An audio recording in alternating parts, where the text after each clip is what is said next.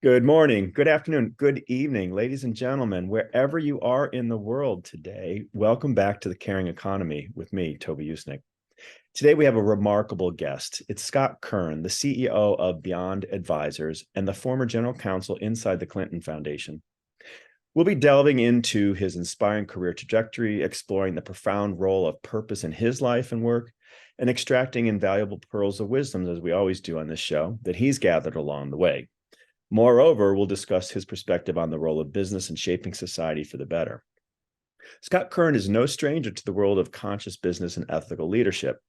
As the CEO of Beyond Advisors, a pioneering firm known for advising the biggest social impact organizations and initiatives in the world today, including the Margaret Casey Foundation, the Clinton Foundation, the Starbucks Foundation, the Walt Disney Birthplace, and on and on and on, Scott has dedicated his career to providing that doing well and doing good are not mutually exclusive. Under his leadership, Beyond Advisors has stood as a beacon for aligning organizational success with social responsibility. So with no further ado, welcome to the Caring Economy, Scott. Thanks so much, Toby. What a pleasure to be with you. So we always ask our guests at the beginning of the show to give us, they all have such an accomplished life as you do, to give us like a 2-3 minute digest of your narrative, kind of where you're born, how you found your way, any sort of pivots or moments that really were seminal for you. Yeah, sure. It's one of my favorite stories, the story of how I got where I am today. I grew up in a pretty typical and traditional suburban Chicago background, went straight from high school to undergrad to law school, and found myself 24 years old and practicing corporate law. It was interesting. That alone was interesting because I was one of those people who went to law school but never planned to actually become or stay a traditional lawyer. So I was always looking for what the something else might be. I never did the backpacking across Europe or the wild, year off or adventure anywhere else. And so I always sort of had a part of my mind thinking that this is not what I would do forever and that there was something more out there for me. And so remaining curious in that way was a huge part of not only that time in my life, but the through line that would follow and that continues today even. Within that 5-year period, though, I really, immersed myself in practicing law, and it was pretty awesome. It was great to learn. I was at a mid-sized corporate firm, and it was really cool because I got to see across multiple different practice areas. But after about 5 years, on a bit of a whim, that's another story of its own, I applied to, didn't think I'd get into, got into, didn't think I'd go, and then went back to grad school. And I pivoted out of corporate law in Chicago and moved to Arkansas, of all places, to join the inaugural class of the University of Arkansas Clinton School of Public Service and get the nation's first ever master's degree in public service. It was the 8th presidential school. Most people are familiar with the Kennedy School of Government and others like it. This was the Clinton School of Public Service, offering the nation's first master's in public service. So I thought, well, that seems like a good idea. Worst case scenario, I can always go back and practice law. So I went. And that became an adventure. I went to Arkansas for 18 months, stayed for 5 years, wound up buying a house, having a kid, getting a couple dogs. My wife and I worked, she worked remotely from Arkansas started in 18 months, went on 5 years, and wound up in global philanthropy, unexpectedly, but delightfully. And I was at the brand new foundation of the most recent and at the time youngest former president in history, and got a foot in the door as a 31-year-old intern and then a 1-year fellowship. And over the next 10 years, I would take on a legal title once again, and wound up departing in 2015, 2016 in the role of general counsel. So I went from accidentally starting the legal department one day to leaving it with a team of 16 people in the midst of the much publicized 2016 presidential election. And when I left the organization, I did not know exactly where I was going to go next. I was not a huge fan of most consultants or consulting firms. Because I'd seen a lot of them come in with the best of intentions, but not always with the best of outcomes. And so I was certainly not open to the idea of consulting. But lo and behold, life throws us curveballs, and the unexpected should become the expected.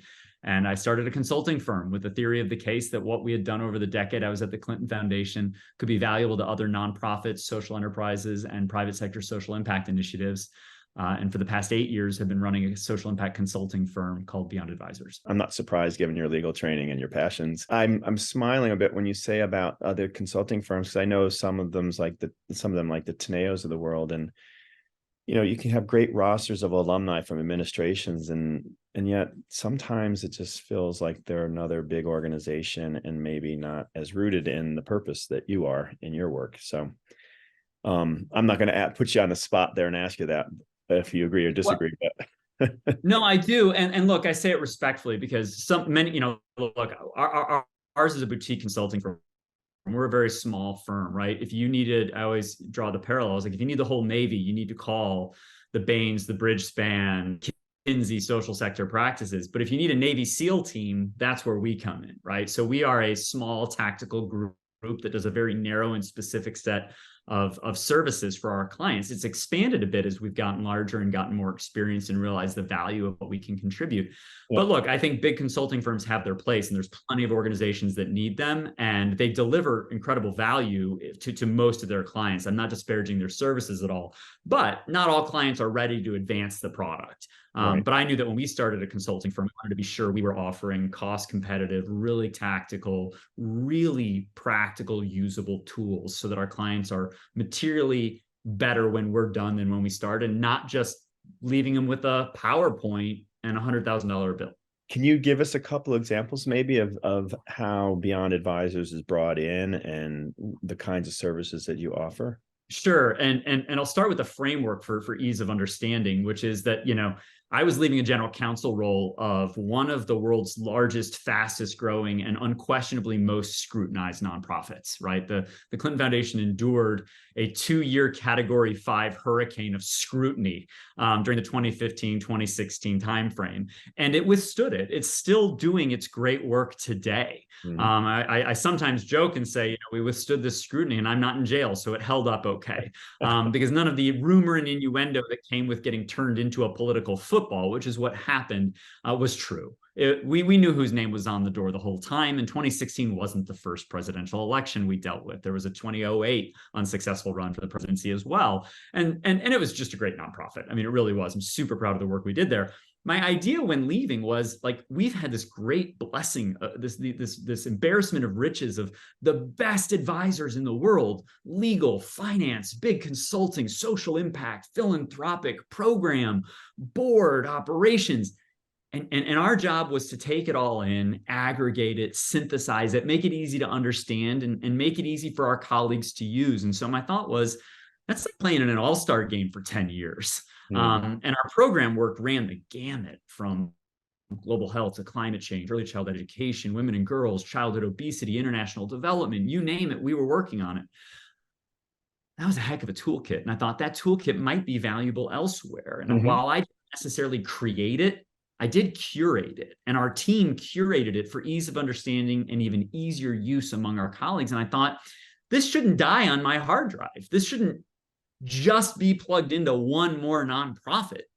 This shouldn't just go to one place or one cause. This should be out there for everybody who can benefit from it. And so that's truly what gave rise to the program work, or the work that we do at Beyond Advisors. And sometimes, to answer your question directly, sometimes clients come to us because they're struggling with a board issue. And that board issue might fall in the categories of board growth or board development, right? Stale board needs to grow into a more active and engaged board. Or engagement. We have a disengaged board. We want to make more engaged. And so that could be one example, or really 3 examples, of what we might do in one part of an organization, the board.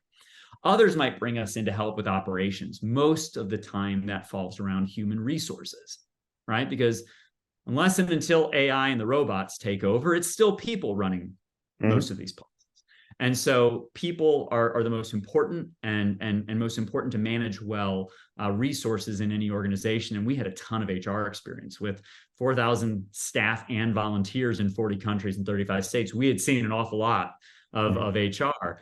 And for all the scrutiny we got, you never really saw any material failures of HR. So I thought we might have a pretty good HR toolkit here. And we did. Credit the teams that helped us build that, credit the HR team that refined it in-house, and we got to sit alongside them and learn some of that. So HR is very, very common, right? How do you hire people in the right category, the right way, for the right position, compliant with the law?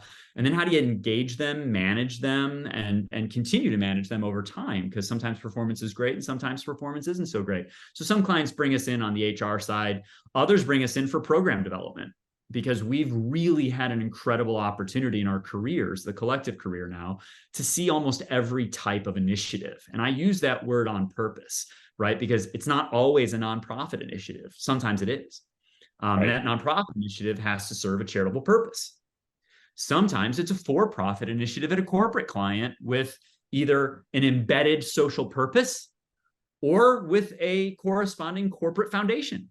And sometimes those foundations are grant makers, and sometimes those foundations are operating foundations. And so and sometimes, by the way, they're social enterprises, which are actually a legal entity designed to do good and do well at the same time with the right balance. And so when we say our clients bring us in for a program support piece, we never know necessarily what kind it'll be, because nonprofits are acting more like businesses than ever before. Businesses are acting more like nonprofits than ever before. Sometimes they're working together, and then sometimes they're a true social enterprise. So it's always fun to come in and help a client achieve those objectives, not knowing necessarily what the combination will be.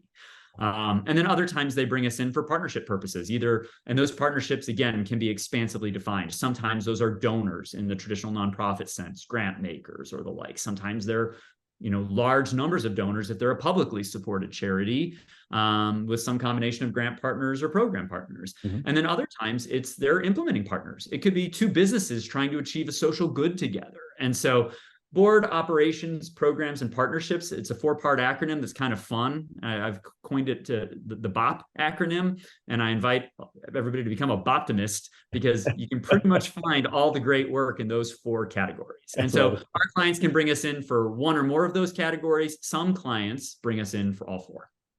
Okay, so that's really helpful. I like the Bachism. When we think about the private sector and philanthropists, donors, but more particularly businesses led by executives, how might you be working with them to integrate more purpose into their business model? In really exciting and awesome ways. And I give them credit, because they're usually only finding us and we're coming to them after they've already either made that decision to do that or are already doing it and looking to take it to a new level. So we work primarily with growth stage initiatives, meaning not usually in the startup space and not usually in the crisis space. And I can unpack that if it's helpful. But we're dealing with people who already know purpose matters and are finding them at some point on the journey. Some may be earlier than others, and others may be looking to innovate based on what they've already learned. And so the first and most important thing is, for any and all of us, we start all of our work, and I encourage every person I meet, and I meet a lot of people who want to have more impact in their life and or in their work. And I always say, start where you are with what you have. So if a business is coming to us and saying, hey, we'd love for you to help us take this initiative to a new level, or look at this issue at this unique period of time, and I could give examples of each, if helpful, we say, well, where are you today? Show us what your footprint looks like. We don't spend a lot of time on that. I'd love to get that answer in a minute or less. Some people will take 3 months to do due diligence and explore all the aspects of it. I want to know right away, how do you do good today? And every single individual and every single organization does. We sometimes overlook many of the ways in which we do good, either in our individual lives or our work. So I always want to look at that footprint and find out what they're doing. If somebody's calling us and asking us for help, they probably already have a pretty good sense of what that looks like and why they're calling us for help. And so we'll start where they are and guide them where they want to go. We always tell clients, we do with clients. We can't do for clients, because they have to go forward. Like any good consultant should know, you want to leave your client better than you found them. So our question is, what are you doing today? And then connecting that immediate sort of status quo with, where do you want to be when we're done? And how do you want the world to be different? What needs? How do you bridge that between the two states? Yep. Yeah. And that's where the magic lies, right? Because that's where the initiative work is. That's where the program work is. That's where the partners are and the roles that they play. And so Ray Dalio and Tony Robbins did a great podcast on this a couple of years ago that I continue to go back to regularly, because they talked about what the world's leading visionaries have in common. And it is that meticulous bookend of an excruciatingly clear understanding of what the status quo is and a crystal clear vision of what they're trying to achieve. And they unpack some amazing examples in that podcast. I highly recommend it. But that is the magic. Can you give us an example of, maybe it can be a client that's now completed and satisfied, or it can be one you're working on? But I'll give you one. Very large foundation, $1 billion plus in assets, big mover, big shaker in the philanthropic grant world. Just on the board, they had a new CEO who had discovered a board that had some stagnation. And, respectively there, they had a lot of stagnation on the board, and they had a fervent belief at the time, and still do now, that philanthropy needs to continue to iterate, if not completely reinvent itself, because as anybody who's turned on the news knows, we're facing some very difficult challenges in the world, and philanthropy has an opportunity to step up, especially big philanthropy with big resources, a big stage, big profile, big spotlight. So the question they ask us is, how can you help us under the confines of the current board, respecting all existing board members, their membership, their terms, et cetera? How do we get them where they need to be? And so we came in and did some really surgical work with them to understand what was possible to help the existing board engage better. Remember, I talked, there's 3 components of great, healthy boards in our Beyond Simple take, which is growth, development, and engagement. All 3 of those things can happen at different times in different ways. How can you take an existing board and help them engage more? And we looked at opportunities to develop that board further. Then when it came to long-term growth and development, we looked at the ways in which they could use board recruitment to change. They have since recruited rock stars, household names to be on their board to replace board members who were leaving. They were also able, just by virtue of that engagement piece, to bring along existing board members who were probably readily able to admit that the board was stagnant, but didn't mean to, right? Nobody means to stagnate a board. They thought they were doing the best they could. By engaging those board members in different ways, they came alive. And so they really had the best of both worlds. And while that might seem like a really technical behind the scenes piece that isn't very exciting, every single one of our nation's 1.8 million nonprofits is required to have a board, and the buck stops with that board. So boards are the beginning and the end of every great nonprofit. So engaging them really, really matters. And so that was one example. Another example on the program side, a little more tangible for people who speak, well, what are they doing? I'm going to anonymize this to protect the client's confidentiality, but an extremely high profile household name, beverage company, with stores on almost every corner you can find, came to us after a period of not engaging consultants for a while. And it was during the middle of the pandemic. And the question they asked us was, can you help us think through what the highest and best purpose of our corporate foundation should be amidst this pandemic, with a focus on 2 key stakeholders, first mile and last mile stakeholders. First mile were the growers of their product in countries around the world. Last mile were the people who owned and operated their stores and the communities in which those stores were located. What an awesomely fun project, right? Because you're literally looking at the bookends of the life cycle of the product with a sincere commitment by this corporate entity that, a lot of people love to disparage corporate America. I'm not one of them.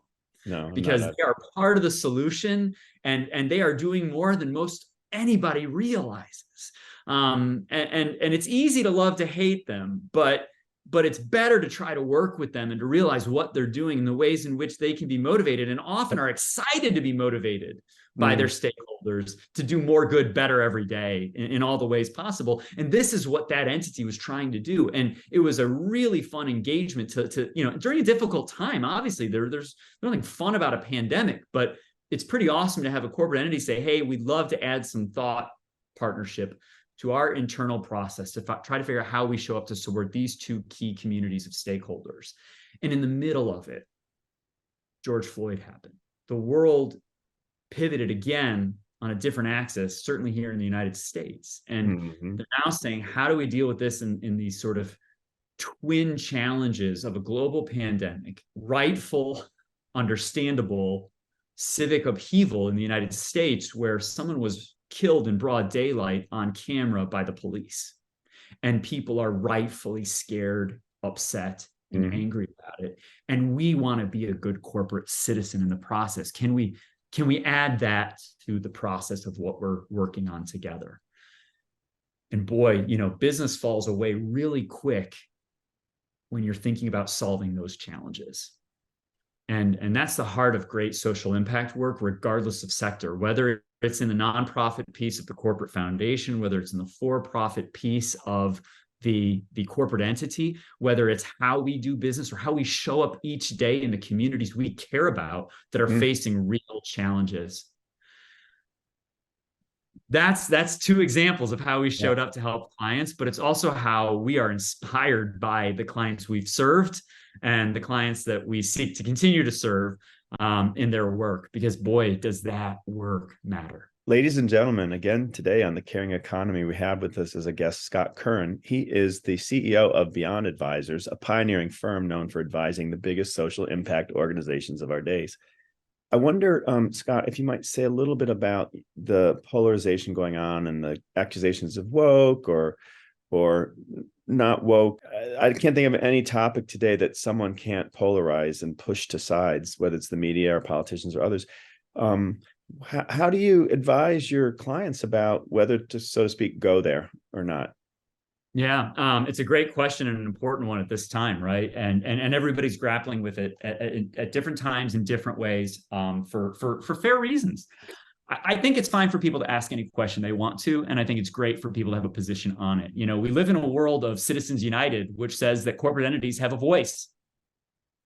So while I don't regularly wear my attorney hat every day, I still always have that experience and filter. What I'll say is, for those who are suggesting that woke versus anti-woke is good public service, I encourage them to read Citizens United, which they love at certain times, but seem to throw out at other times, because either corporations have a voice or they don't. Either it's protected or they don't. And, to put a fine point on it, I don't think Ron DeSantis has a politics problem. I think Ron DeSantis has a public service problem that politics is interfering with, because, and I wish I could have talked to him before he decided to go to a public battle with the largest employer in his state and one of his biggest taxpayers, which employs an awful lot of the citizens he as governor has an obligation to represent, each and every one of them. He doesn't only represent the ones who voted for him, and he doesn't represent the ones who agree with him. He represents all of the people in the state of Florida, including those who are employed by the company he seems intent on being in battle with. It doesn't make sense to me from a public service perspective. Because whether you agree with one issue or another in the ESG landscape, when you start breaking each of them down, they matter to the people who pay taxes. They matter to the people who vote. They matter to the people who are employed by those corporate entities. So I think as a matter of public service, you want to represent everyone. And I think not driving cultural division is ideal for good public service. Finding common ground where we can agree is really good public service. So on one hand, I think that it's a little misleading to be woke or anti-woke as a matter of public service as an elected representative. And I think those folks in that industry need to revisit the role of public service and remind themselves when politics is not necessarily good for public service, and especially for their constituents, because it's really tough. And they should really reconcile it with existing case law they otherwise champion, because they have a real problem there. One important point is to follow the trend line over the headline. Bill Clinton loves to say, follow the trend lines, not the headlines. We can be distracted easily by the headlines of being woke or anti-woke, or even the acronym ESG, and being either for or against or afraid of it in business and in public service. But the trend lines are that this isn't going anywhere. ESG by any other name might be CSR. It might be public service. It might be what I would call social impact. So I don't get caught up too much on the acronyms of the day or how people feel about one or the other. I believe that social impact and public service has been a part of human history since the beginning of modern mankind. And I think it always will be. So I think regardless of the acronym people use or the headline that people want to use to attack that acronym, public service isn't going anywhere, and it shouldn't. The fact that people care about the environment, the fact that people care about social issues, and the fact that people care about good governance, ESG, isn't going to change whether we use the acronym front and center or not. Mm-hmm. And so I would encourage people to follow the trend lines and the long game, that social impact and public service always matters. Markets care about it more than ever. Consumers care about it more than ever. And talent care about it more than ever. So if you want to be a competitive business in the world today, if you want to be an appealing public servant and or politician, you should really care about social impact and public service, regardless of what acronym is being used. Right. I often coach people not to think about the alphabet soup, but just the purpose behind it. And that's why, I mean, the book, the podcast, The Caring Economy is about that. It's about caring. And as you know, caring is an active verb. It's not passive, right? You either demonstrate through your actions and your deeds and your words what you do or don't care about. And that's what, as you say, the employees, shareholders, the larger public are tuning into. So when it comes to coaching or engaging with your clients, I think that it's not for the faint of heart these days, because it is so polarizing and highly visible when a company makes a commitment on anything from, Colin Kaepernick and Nike, or this past couple of weeks with the tragedy in Israel and Gaza. So I think part of the messaging has to be, you really need to think this through thoroughly with all of your stakeholders and know that this is core to your brand and what you want to do, because there will always be blowback. And when there's blowback, do you, a la Dylan Mulvaney and Bud Light, sort of throw the spokesperson out with the bathwater, or do you double down? Bob Iger came back to Disney and doubled down and is prevailing. And, Nike, I think, ultimately prevailed with Colin Kaepernick. But would you agree with that? Absolutely. Absolutely. Again, corporate voice is a real thing. It's a real thing in every part of our society right now. And I think, consumer demand and talent are voting with their dollars and with their service and where they choose to spend their days and or their dollars. And so there's no denying it. And I have yet to meet a single business that doesn't understand that reality, and that there are people who are making their decisions where to work based on corporate voice and position. There are products and services that are being purchased based on the same. There is capital being put into markets in the form of investments based on the same. And there's no denying it. You can put out all the headlines you want. You can foment a culture war with corporate entities all you like. It doesn't change the reality. Markets, capital, products, and consumers are motivated more now by purpose than ever before. And those who are winning tend to prioritize their corporate purpose and the impact. Identify it. And then, just even identifying it is a start. I think you're probably friendly with, as I am, with Richard Edelman, and the whole Edelman Trust Barometer is very much about that, how it's the corporates that are being more trusted now than often our elected officials or media. So I don't see that trend line, using yours and the president's reference. I don't see that trend line abating, and I think it's a good thing. It's also why I believe that, better to be working, for me, someone like me, working with the private sector, because the talent pool, the bench strength, the depth of the pockets for applying resources is just that much greater and faster paced, actually, metabolically than the other parts of the economy, although they all matter. Two questions. One is about the Gen Zs and the millennials. How are you factoring them into your presentations and the way you're both engaging with your clients, but also maybe even how you're recruiting there at Beyond? Yeah, everybody matters. All the talent and all of their desire and focus on impact and how they want to show up and how they interpret the world in which the rest of us show up really matters. And these devices we keep in our pockets and or have on our desktops connect us to each other like we never have before. And so they foster greater understanding of our motivations and desires and the need for each of us to show up. And I don't think it's exclusive to the younger generations to care about impact. I often cite that some of the third act players with whom I'm close, who have led global law firms, which are multi-billion-dollar businesses of their own, advising other multi-billion-dollar businesses, are some of the greatest, most committed, social impact leaders, social justice warriors, you name it. They are people who've lived this their whole career. And what I love about it is when you see those people connect with Gen Zers,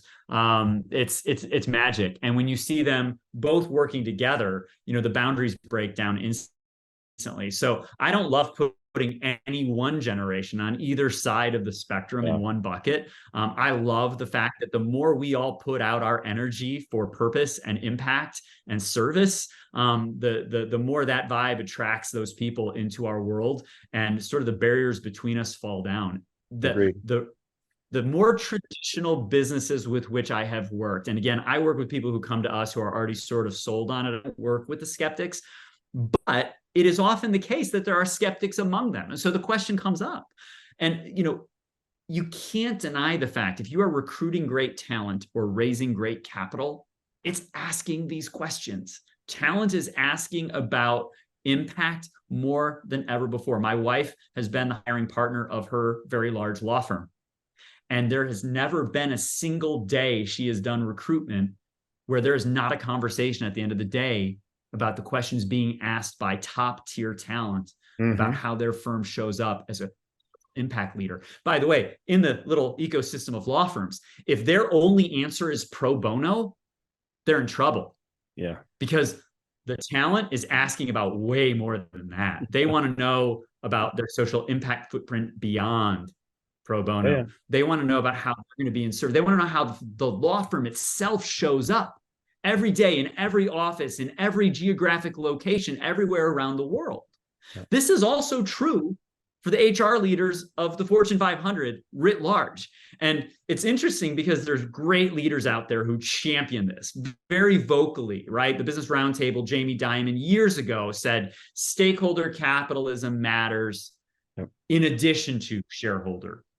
Absolutely. They didn't say one's replacing the other. They say they both matter. Yeah. Right. Or Larry Fink as well. Yeah. Yes, exactly. Opposite sides of the same coin. Purpose and profit are inextricably linked, and we need to be pragmatic about it. What are your pearls of wisdom that you've gleaned in life about having a purposeful driven life, a purposeful driven career? What words of wisdom might you share with our listeners and audience? The first and most important one is too easily overlooked, and so not often visited enough, which is the same thing I mentioned in response to another question you asked, which is start where you are with what you have. It matters. You have an impact every day in every way, in almost every choice you make, right? Purchasing power, even at a low level, rounding up for charity at checkout. Almost all of us are faced with that daily. I was faced with it twice today, and it's only 2 p.m. my time. Walking your dog around the park and making a conscious choice to pick up every piece of trash you see has an impact. It makes a difference in the world we're in. But moreover, putting that overlay in front of your own eyes every day will make you feel good, and it'll help you keep going. If you go to work, ask your employer, if you haven't already, about employee matching programs, if they'll match what you give, and no matter at whatever level it might be. If you have other impact initiatives wherever you may work, opt into those. Ask about them. If you're a service provider like I am, and you work with other clients, ask them how they're showing up and having a great impact every day. These things cost nothing, but a tiny amount of time. So start where you are with what you have. Secondly, stay curious. Insatiable curiosity is what took me out of corporate law and put me on a path to being in global philanthropy, and ultimately helped me achieve a really cool position at a really cool organization at a really fun time, which is what led me to doing the work I do today, that I wake up every single day rocket fueled to pursue. I don't have to do anything. I get to do it all. And when you shift that mindset of what you have to do is what you get to do and what that means about the day, it all becomes an amazing opportunity. So shift in perspective, realize you're doing more than you think you are, take that inventory and give yourself credit, celebrate those wins, small and large, because momentum begets momentum. The smaller ones become bigger ones. And then stay curious and find more opportunities. There's a great quote I'd love to leave you with. Please. It's not my own. There are no passengers on spaceship Earth. We are all crew. Every single one of us and what we do with our days, with our dollars, with our time, talent, and treasure, it really matters. And so absorb that and know that you're part of the crew. We're all passing through. We're only here for a period of time. It doesn't take long to live a life. There's a lot of axioms like that a lot of famous people have said over and over again, and it's all true. Yeah. So how we show up every day really matters. I love that quote also because I say to people, it's like a roller coaster. I don't have a crystal ball where the ups and downs will take us. But I do know you're only going to get one ride. So you might as well make it a more fun, adventurous one than woe is me kind of one. So Scott Curran, the CEO of Beyond Advisors, thank you for joining us today on The Caring Economy. And we look forward to having you back and following your success. Thank you so much, Toby.